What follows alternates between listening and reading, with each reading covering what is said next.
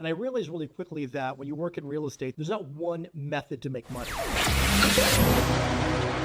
Welcome to The Five, where I bring you ideas to implement from industry leaders.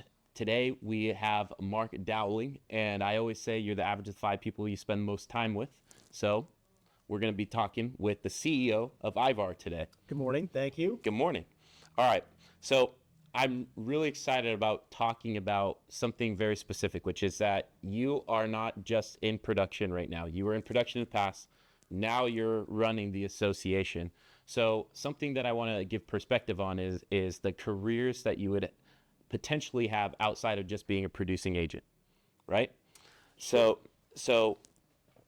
what is one piece of advice, if you had a crystal ball, you could look back in time to a newer agent? What is one piece of advice that you would give that would help them lead to a career like this? So I had the opportunity when I was starting off in my career to manage an office. We had about 40 agents, and it was a great learning experience for me and hopefully for most of them as well. And I realized really quickly that when you work in real estate, there's not one method to make money. There were a variety of agents in our office that had very different strategies, very different personalities, different skill sets, and they were all successful. Well, not all, but a lot of them were successful using different tactics. Yep. So a lot of new agents always ask me, what's the best way for me to make money?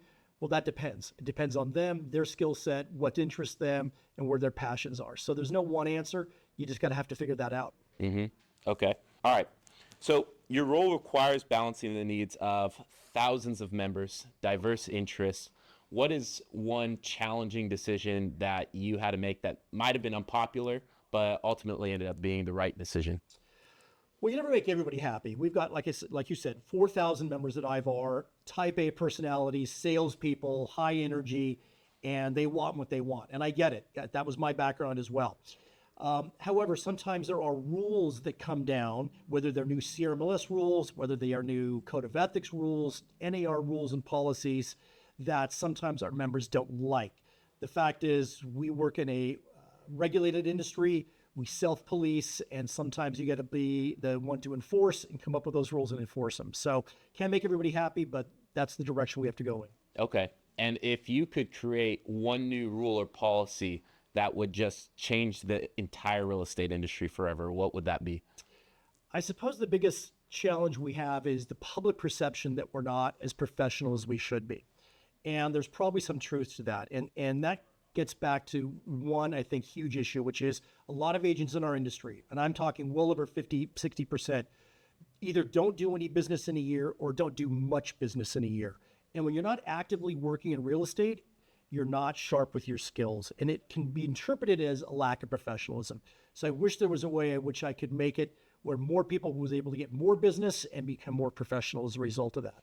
Okay, I like that. All right, so I guess that ties into the other part that I was going to say, which is that if you can wave a magic wand and change something overnight, what would that be?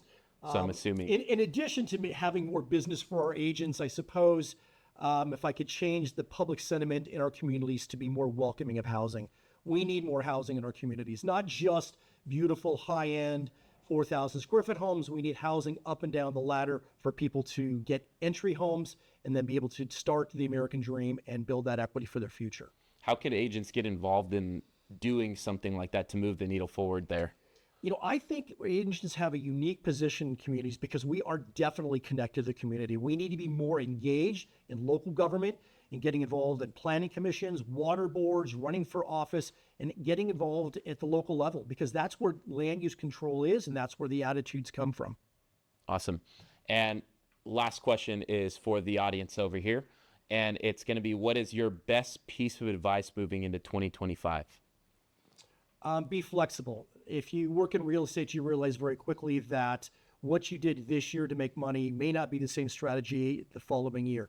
So you have to really pay attention to where the market's going and have to position yourself to be able to take advantage of those changes.